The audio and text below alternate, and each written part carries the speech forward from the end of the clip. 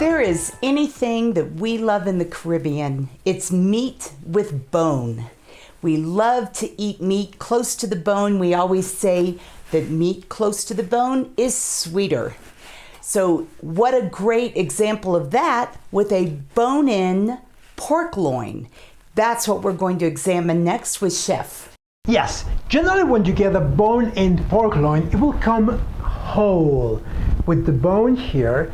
So to make it easy to maneuver, what I highly recommend that we remove the chine, which is the bone that runs all along the loin.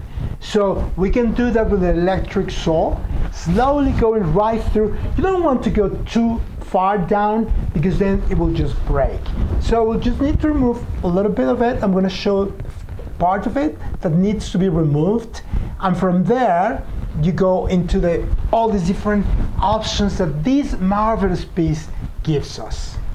And it really is imperative to have your butcher take that chine out. Otherwise, you cannot cut through this. Once you have done that, let's have a look at the piece. Here we have beautiful part that is actually the tenderloin. Many of us don't think about pork tenderloin. Well, there is one. It usually weighs around 1 pound, sometimes less, sometimes slightly more, and it's a great piece for a roast, for individual portions. We'll look at it further down. However, we're going to start by cutting some chops here that would take very interesting names. So we're looking at how do we sexy up pork.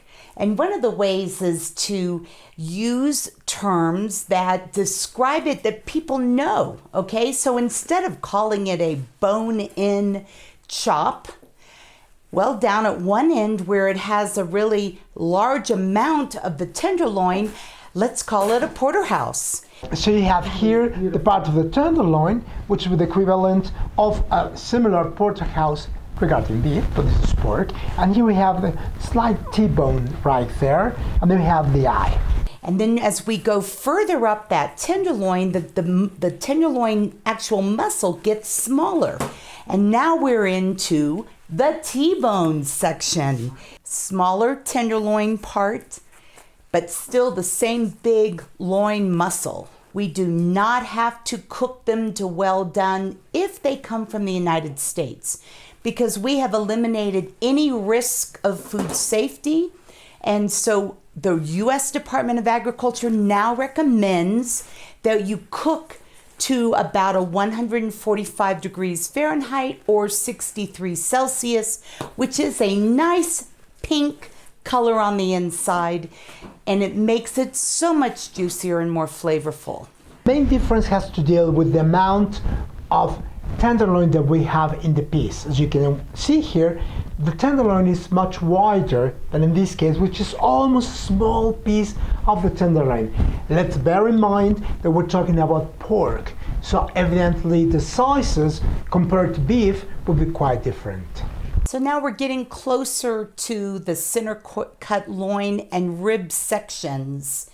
And so now it's just a matter of cutting right between those bones and being able to just follow. You're almost like following a map, a nice road map of cutting between the bones. A single rib chop, that's correct, okay?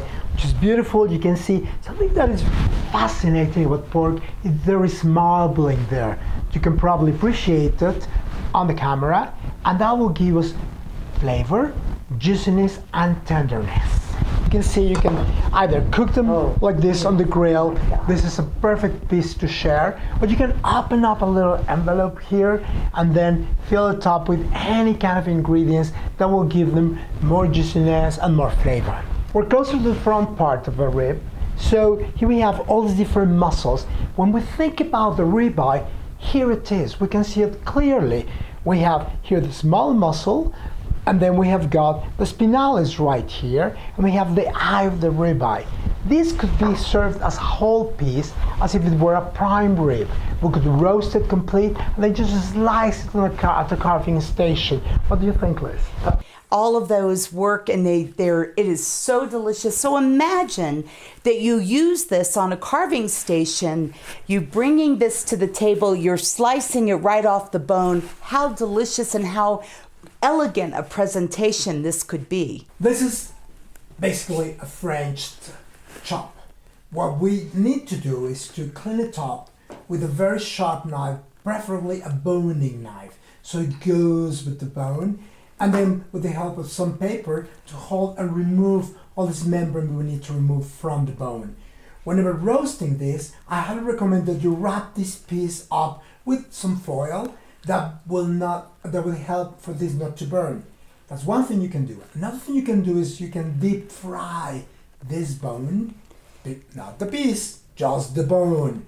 So that will enable it to color lightly, and when you're roasting or grilling the piece, it will not burn, and it will keep a very interesting degree of temperature to the meat next to it.